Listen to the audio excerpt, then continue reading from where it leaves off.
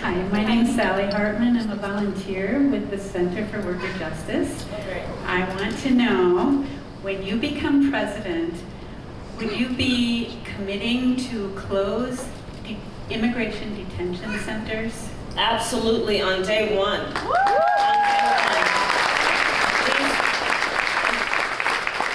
thank you for your work.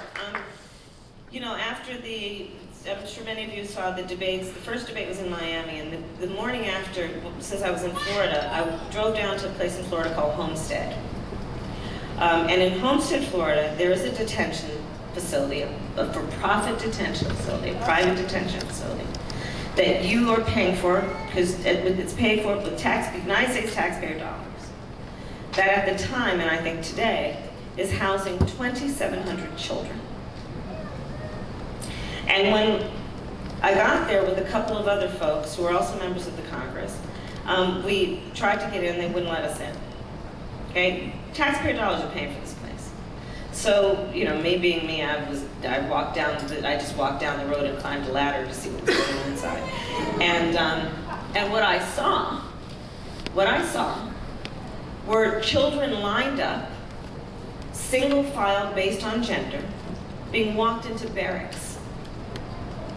And let's be clear about these private detention facilities. This means that the business model is that people are profiting off of the incarceration of other human beings, who in this case are children. I on day one will shut them down. That is not how our taxpayer dollars should be spent.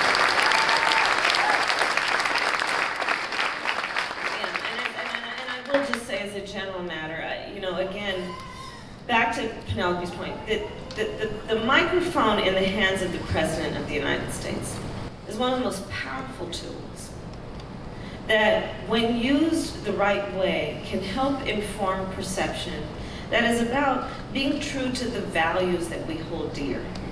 And that includes recognizing on this issue of immigration that Donald Trump has been vilifying immigrants since he ran for office and since he's been in office, in a way that has resulted, as I said earlier, in real human rights abuses being committed.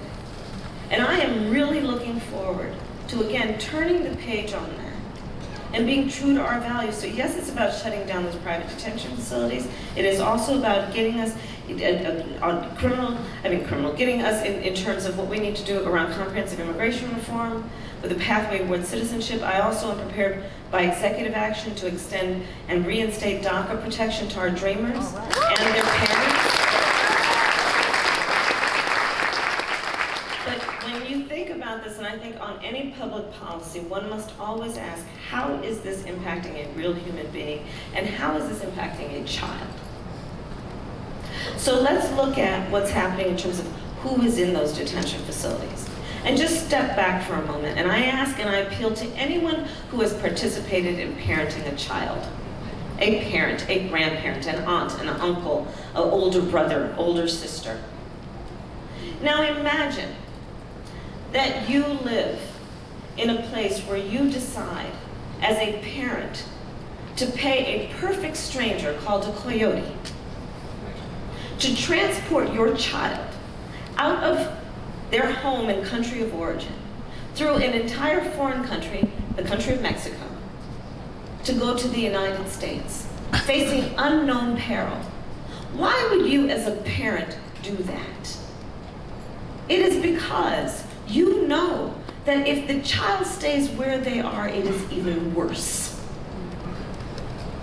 But yet, when those children arrived at our border, what did this administration say? Go back to where you came from.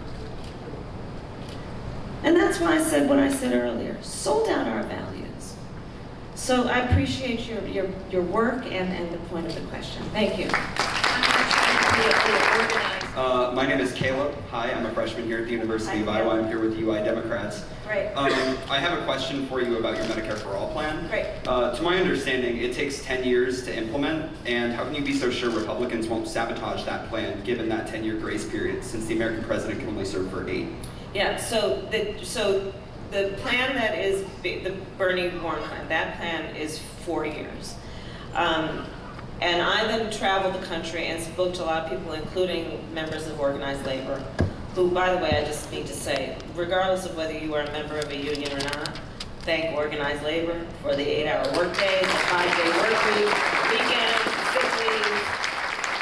Understand that organized labor is full on under attack in America, and we've got to stand with them. I've been on the picket lines with everyone from the UAW to teachers to, anyway, you get the point.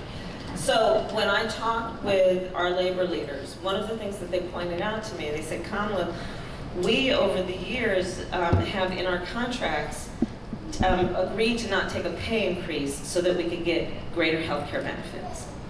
And most of those contracts are negotiated for a 4 or 5 year period. So if you have a shorter time for people to fold into the program, we're going to lose what we bargained for. Because we didn't get the wages and we're going to get the health, right? So they gave up so much for what they got. So they said, can you extend it? Which is why I made it 10 years. But on day one, we start putting people into the program. On day one, babies are born into the Medicare program, which we're talking about approximately, I think, 4 million babies a year, right? So the estimate is that within the first 5 years, the majority of Americans will actually be in it.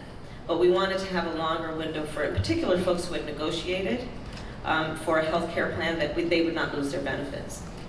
And then the other point of distinction, again, is the issue about private plans. Because again, it has to be, if a president, if a leader is going to actually be relevant, you got to listen to what the people want. You have to have vision and help people see what we know is possible. And you got to listen to what people want. And so what people want is that their government is not taking away their choice. And so that's how it came about our plan. And thank you for that question. Thank you.